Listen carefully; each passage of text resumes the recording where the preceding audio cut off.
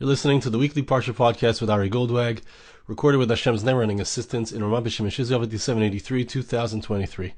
This week in Chutz La'aretz, you'll be reading Parshas Chukas-Balak, and we in Eretz Yisrael will be reading Parshas Balak. Balak is always an exciting time for me because it marks the completion of a round of Parsha Podcasts, which Baruch Hashem, we hit 16 years. Every single week, putting out a Parsha Podcast for the last 16 years. And once a year, I put in a plug and I say, please visit my site, arigoldwag.com. Go there, hit the donate button, and help make these podcasts continue to be possible. I don't ask for money usually, but once a year we mention it that Lamaisa, this takes a lot of time. It takes away from my work time. And it is time that I'm glad to spend on sharing words of wisdom from our Torah with all of you. So I encourage you to get over to my site, arigoldwag.com, hit the donate button, which is on the left side of the screen. Okay, so let's see. This week's Parsha, I'm going to talk about Parshas Balak, because obviously it's the Parsha that we both have together. And it's very interesting to look at the Parsha and look at Balak and look at Billum. Really, Billum is the main antagonist of our Parsha. And we can look at the Parsha, we could look at Billum, and he doesn't seem to be such a bad guy. He says, whatever God says, whatever Hashem puts in my mouth, that's what I'm going to do, that's what I'm going to say. But, the Torah expects us to read between the lines and understand that although he says that, he does go out with an intention to make some money on cursing the Jewish people. So Chazal see him in a very negative light. They see him as someone who tries as best as he can to say negative things about Klal Yisrael and just doesn't succeed.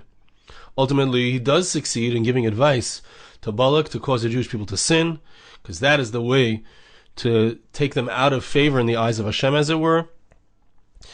But if we look at his words carefully, we look at some of the things that he says and that which our Chachamim say and teach us about his words, there's so much to learn. I'd like to read to you a piece from the Medrash. It's in Parsha Chaf, Siman Yud Tes. And we'll see how far in there. It's a very long piece. We're not going to read the entire piece. We'll see some parts of it, and we'll see what we can take out of it. There's lots of small lessons that we can learn. Billum says a lot of things about the Jewish people. He says a lot of blessings. He talks about the end of days. He talks about what's going to happen. Achros Hayamim. He talks about a lot of things. So let's see if we can pick out some interesting ideas from our Chazal, from the Medrash, and we'll see how they apply to us and what we can take home with us. So this is towards the end of the parsha. Billum says the following. He says he raises up his mashal. He keeps saying these poetic lines about the Jewish people. One of the most famous ones, how beautiful are your tents, O Jacob, Mishkanesecha Yisrael. Refers to the Jewish people as Jacob. He refers to them as Israel. Right? And he refers to so many different things. But here, Min Aram Yancheni, he says words which we need to know what they mean. Min Aram Yancheni means literally, from Aram, which is the name of a place, I was placed. From Aram I was placed. What does it mean? So the Medrash says, Pasach v'yamar min haramim hayisi, v'ridani balak lever shachas. Billum is saying something about himself. He's saying, Min Aram Yancheni. It's talking about himself. He's saying, from Aram I was placed. The Medrash understands the word Aram. Aram, which means where originally, right, the Jewish people, our root is from Aram. We come from Aram. Avraham Avinu was known as Av Aram. He was the father. He was the greatest person in the land of Aram. He came down to the land of Israel when Hashem said to him, Lech Lecha, but originally we are from Aram. But here the Medrash is understanding the word Aram to mean the root of the word is raised up. And so Billum is saying, Min haramim hayisi. I was in a very high place. I was in a place where I spoke to Hashem. I was in a place where I had revelation, where I had Ruach HaKodesh, where I had divine inspiration, where I had nevuah, I had prophecy. And what happened? Min haram yancheni. The word yancheni means to place, to put down. I was lowered. As a result of my interactions with Balak, Billum is recognizing that as a result of the fact that he came to curse the Jewish people, he was lowered. Now the word yancheni, which means to be placed, can also mean to be lowered. Madat Omar, we find that the word can be used this way because the letter ches in the word yancheni, the letter ches is replacement with the letter hey. So it could also be yenaheni, which we find that word nehe means to bring down. Madat Omar nehe al hamoin mitzrayim v'harideu. The pasuk in Yechezkel, in speaking about Egypt, says, "Come down upon the masses of Egyptians and lower them." So the word means to come down. So Billum is lamenting the fact that he came into a relationship with Balak. And as a result of this relationship with Balak, he causes the Jewish people to sin. And ultimately, he himself loses his life. As the psukim in next week's Parsha will say, he himself is killed in the battle of the Jewish people with Midian. And what's interesting is, so why is Bilaam saying this? Bilaam is recognizing how terrible, okay, like is he blaming Balak? What is this lament? What is this statement? And I think that we can understand it in light of that which our sages say. Our sages say that the wicked are always filled with regrets. Right? What's the difference between a tzaddik and a rasha? Right? A tzaddik, sheva yipol tzaddik v'kom. The righteous individual, so he falls, he makes mistakes, he trips, he does wrong things, he does averis, he sins, but he gets up every time. He does tshuva every time. He realizes he did something wrong. He doesn't allow that to become, he doesn't rationalize and say, oh, what I do is okay. The rasha, the difference between a tzaddik and a rasha, they do the same things, really. They make the same mistakes, but the tzaddik gets up from his mistakes and keeps reminding himself that that's not what I want to do. That's not who I want to be. I won't define myself as the action that I took. The wicked individual, however, he's always filled with regrets because, in a sense, it's not that he regrets it and stops doing it. He always, it's everything that he does is wrong, and he never does tshuva over it. He never reflects and says, I shouldn't be doing this, and he doesn't try not to do it. He just, this is how I am. This is the reality of who I am. He allows the Avera to become who he is. And so Billum, we can look at Billum and we can see the exact opposite of the way that we should be. The exact opposite. And we'll see this as we continue in the Medrash as well, in a few different aspects of him. But the way that he is how we shouldn't be. Billum says, look, he recognizes, I was on a very high level. I got drawn down by getting involved with trying to curse the Jewish people. But it's kind of his fault. He doesn't recognize, hey, I'm the one who went to curse. Yeah, Balak invited me, but I could have said no. I should have said no. Right? I should have said no. I should have used my intuition to say, this is not the right way to go. So, what do we see? We see that Billum is somebody who sees that he's done wrong and won't take responsibility for his action. He will blame it on a Balak and he'll say, he brought me down, instead of realizing, I shouldn't have done this. Let me stop now before it's too late. Let me do tshuva now before it's too late. No. I was on a very high level. He brought me down to the lowest place. Says the Medrash, another explanation. Min aram, another way of understanding. Im ram shelamalana yisi varidani balak mikvedi. I was very honorable. I was very close to Hashem. It's a similar idea. I was in conversation with God, and now Balak brought me down. Says the Medrash, an analogy. It's comparable to somebody who is walking with the king. He's traveling with the king. Ra listin. And as this person is traveling with the king, he sees a group of robbers. He sees a group of lowlives, not such good people. He was drawn towards them. So he goes and he sees the robbers and he starts to talk to them, hang out with them. He accompanies them for a while. And then he wants to go back to the king. He says, the king says, go back. I saw who you were hanging out with. You were hanging out with that lowlife. You were hanging out with a degraded person. You can't come back to me now. You can't continue on with me. Kach Billum nizkach l'recha kodesh. Billum, and this is an issue that's discussed by the Rishonim, discussed by the Ramban, etc. Did he have real Ruach HaKodesh? Did he have real divine inspiration? Was he just a Kaisim? Was he just a magician? This Medrash says Bilaam was somebody who had Ruach HaKodesh. He was on a very high level. What happens in the end is that he just goes back to being a magician. He was a magician. He got raised up. He was like Aram. He was raised up. He was walking with the king. He was hearing the voice of Hashem. But then he went along with Balak. And he tried to curse the Jewish people. He just ended up back at the low level that he was in the first place. We find in reference to Bilam that he's referred to as the magician. Later on, it's in Yehoshua chapter 13, verse 22. So it's a similar idea. I was so high and I was lowered by Balak.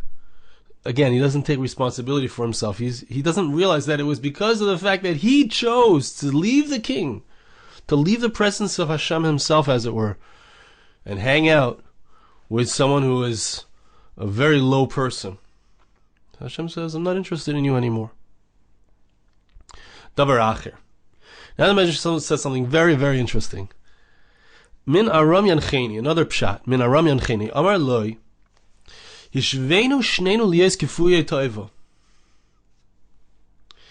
What happened here was something very deep and problematic on the part of Bilam and Balak.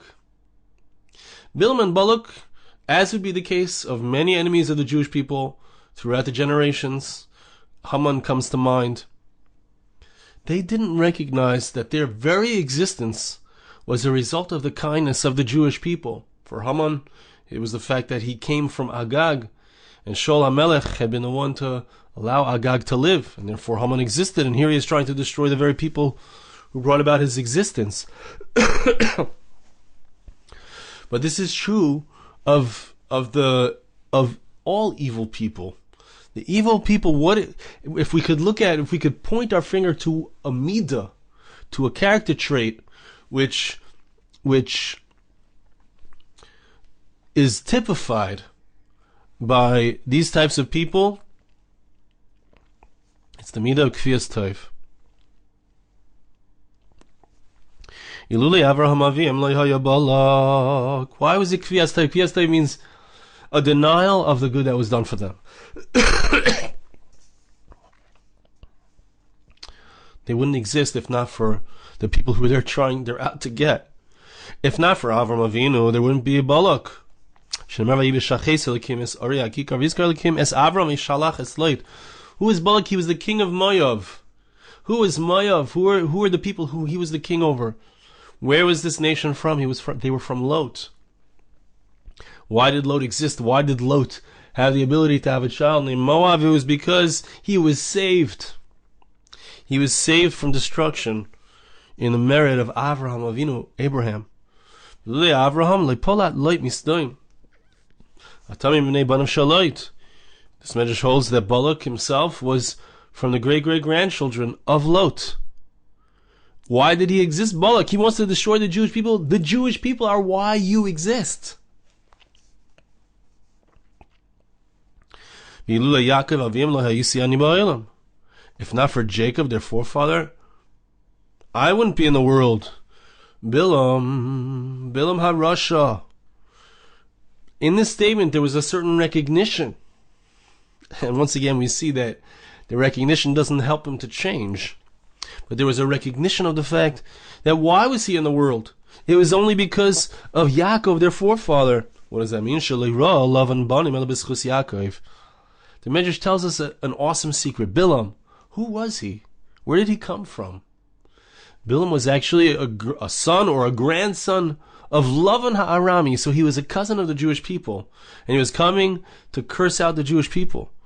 Bilam, why do you exist? You're a grandson of Lavan?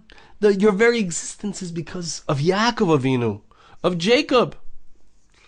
Why, says the Medrash, if not for Yaakov Avinu, Billum would not have existed, because Lavan didn't have any sons. before Yaakov arrived at his house. The fact that he had sons was his own, was the merit of Yaakov Avinu, not his own, not Lavan's own.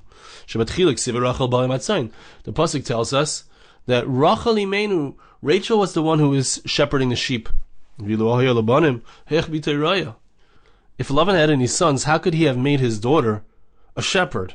Clearly, the fact that Rachel was the shepherdess, was because of the fact that he didn't have any sons.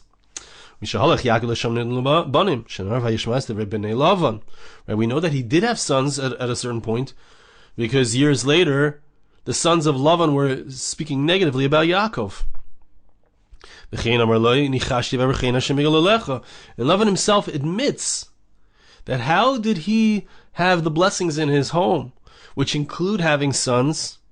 It was because of the blessings of Yaakov Avinu. It was because of Jacob's arrival. Yaakov came. Yaakov was the one who brought blessings into the home of Lavan, a multiplication of his assets, and a multiplicity of sons. So Yaakov Avinu caused Lavan to have sons, to have boys. Where does Billum come from? He comes from those sons. Mishuma orer la'atzmim orer. One more. I think that's the next. That's the next point. But what's the bottom line here of this point in the Medrash? The bottom line is that there was a recognition. Man, Aram Yancheni, I don't have a right, Billum says, even though he tries his best to curse the Jewish people, and indeed he causes them to sin later, as we mentioned. Bilaam is a kafui toiv. He admits his kvias toiv. He admits that min Aram Yancheni, that where do I come from? Where does my existence come from? It's from Aram. Who's Aram? Avram Avinu is Aram. Yaakov Avinu is Aram. They came from Aram. Lavan ha'Arami. I come from Aram. I came from Laban, who was the Arami. I exist. Billum exists. Why do I have the ability with my mouth to speak and to curse the Jewish people, or to think that I can curse them, ultimately really to bless them? Where does that thought come from? That thought comes from the mistake of Kviyas Tov, of not recognizing the good that others have done for me, not recognizing that my very existence is only because of these people who I would like to curse. I only exist because of them. And the last point, which I think is connected, L'cha orali. So I was told by Balak to curse them. Mishu ma'orer la'atzmei ma'orer. Now this is a general principle, but this is also specifically true about those who, heaven forbid, come to curse the Jews. Those who curse, generally, are themselves cursed. We spoke previously, when we spoke about Aaron HaKohen, the priests, we spoke about the fact that those who come to bless, right, the blessings come through them. When the priests put out their hands and they bless the Jewish people, they are becoming a vehicle for blessing, and the blessing passes through them. So there's also a concept that those who come to curse, heaven forbid, those who would like to draw down negative energy upon others, they themselves, the curse passes through them. It's like pulling down like a destructive energy through a person. It destroys them as well, right? That negativity. We